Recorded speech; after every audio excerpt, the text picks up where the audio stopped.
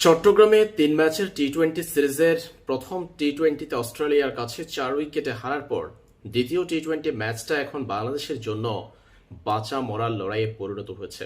কারণ অজিদের বিপক্ষে দ্বিতীয় টি-২০তেও যদি পরাজিত হয় বাংলাদেশ, সেই ক্ষেত্রে এই সিরিজটাতে আর বাকি কিছু রইল না।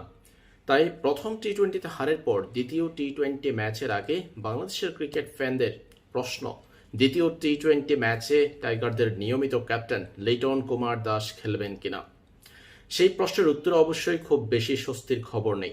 ম্যানেজমেন্ট নাকি তাকে নিয়ে রিস্ক নিতে চায় না। তাই লিটনকে দ্বিতীয় টি-২০তেও বাংলাদেশের পাওয়ার ক্ষেত্রে 50-50 সম্ভাবনা আছে। খেলতেও পারেন, নাও খেলতে পারেন।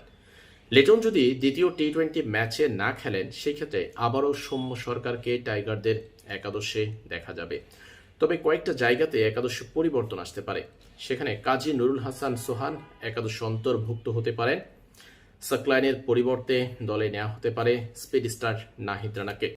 এমন কয়েকটা পরিবর্তন নিয়ে দ্বিতীয় টি-২০ একাদশ সাজাতে পারে বাংলাদেশ। লিটন যদি না থাকেন, ব্যাটার হিসেবে আসবেন সৌম্য সরকার, উইকেটের পিছনে দেখা যাবে নুরুল হাসানকে, এবং লিটন যদি খেলেন বাদ যাবেন সৌম্য সরকার। লিটনের পরিবর্তে তিনি না খেলে তার পরিবর্তে ক্যাপ্টেন্সিতে আবারও হৃদয়কে দেখা যাবে দ্বিতীয় টি-২০তে।